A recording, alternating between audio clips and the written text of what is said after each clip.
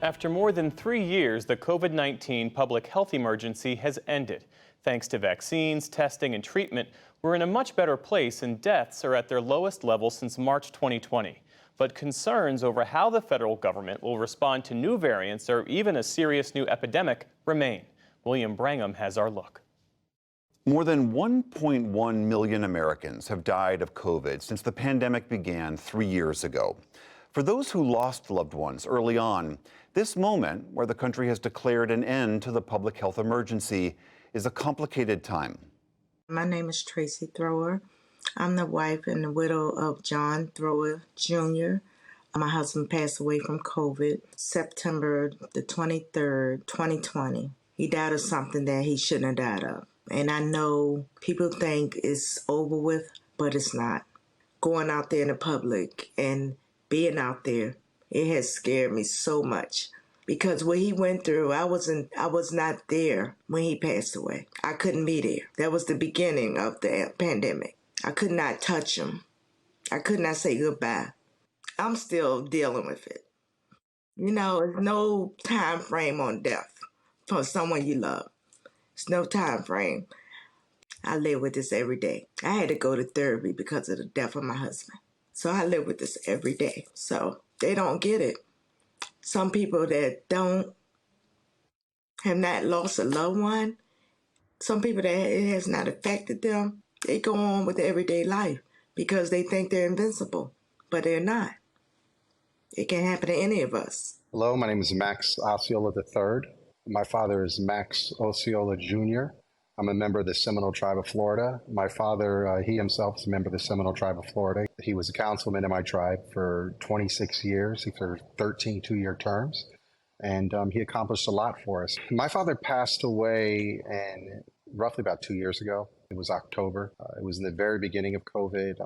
My mother was with my father for 50 years. They were high school sweethearts. Their life was intertwined in a way that is unimaginable. So that's really what it is. It's about understanding life and moving forward in the sense of how can we honor my father.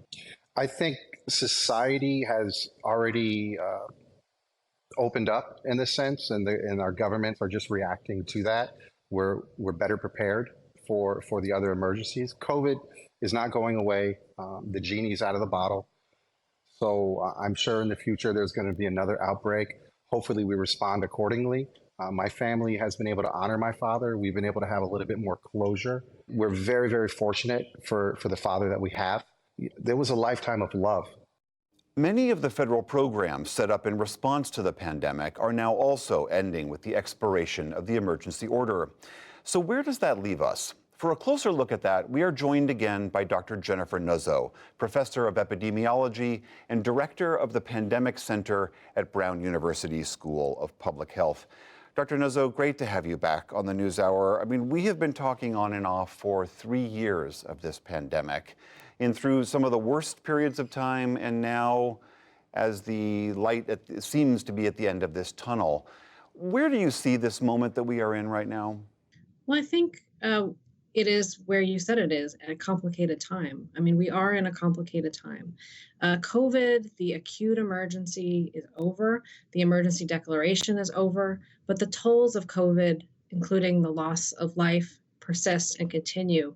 And in my view, those tolls remain unacceptably high and really point to the need for continuing to work to reduce those tolls, and also, crucially, to make sure we are never again left as vulnerable to a virus as this one made us. To that point, though, this virus is still with us.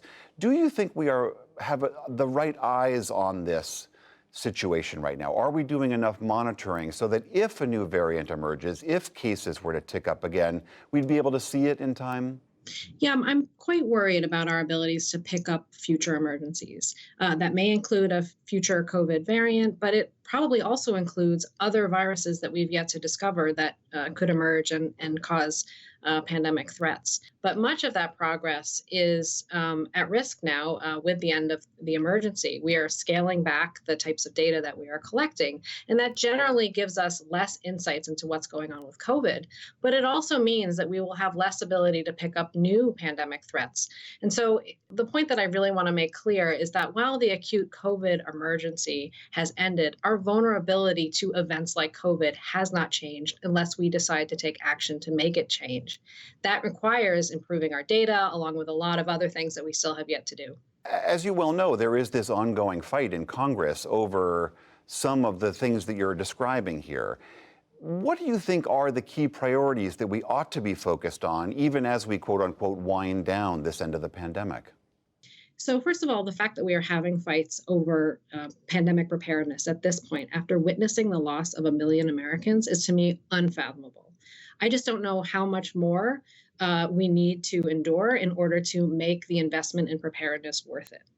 But in terms of what we should be doing with the resources that we have is, first of all, we have to be fixing our data. For most of the pandemic, we were just trying to triangulate our way to the truth. We had huge blind spots in understanding what was happening with COVID, who was being affected worse by it, what sorts of activities and places were driving transmission, and how COVID was affecting us. We didn't have a complete picture in all communities. That was one big problem. But also, we're not done in terms of treating COVID and also thinking about how to make ourselves less vulnerable to severe illness from other respiratory threats. So one thing I'd really like to see are new vaccines that produce longer lasting immunity and possibly prevent infection. That would be great. Not sure if that's scientifically possible, but absolutely worth the investment in the science. Making sure that we have the best possible treatments that we can, not just for COVID, but thinking about future infections. And then also crucially, we need to figure out what sorts of other measures we want to put into place in our communities to reduce our vulnerability, not just to this virus and other viruses that we know continue to threaten us year in and year out, like influenza and RSV. We had big problems with that in the fall, but thinking ahead to future threats. It is possible to make investments now to put into place a bolstered infrastructure and plans that can be ready to snap into place such that when the next pandemic threat arises, we don't have to have our lives upended in the way that COVID did. We have seen progress being made in terms of tackling other public health threats. I like to think of public health threats like the way we think about other recurring hazards like fires. If we reduce our social vulnerabilities, we reduce our community-wide vulnerabilities to these threats, we can go about our lives largely not thinking about them, but with enhanced safety against them. On the issue of long COVID, we know there are still millions of people suffering with that, and on some level, the end of the emergency declaration doesn't mean much to them because they are still and continue to suffer. Do you think we are doing enough research to understand what is happening with that ailment and how to help those people? This is something that I think we have not done right by these patients. These patients are suffering quite a bit, and they haven't gotten the kind of resources they need to help them. And I want to stress that this is likely not just about COVID. It is possible that what we are seeing in patients who are affected by COVID could be something that we could experience with other infectious diseases. So while the case numbers of COVID may be diminishing, the need to understand how viruses can affect us in the long term has not changed. And it's an important point that we should be investigating so that we don't yet have long X, Y, and Z when we think of other viruses that we may encounter or experience large outbreaks of. All right, Dr. Jennifer Nuzzo, the Brown University School of Public Health. Always good to see you. Thank you. Thanks for having me.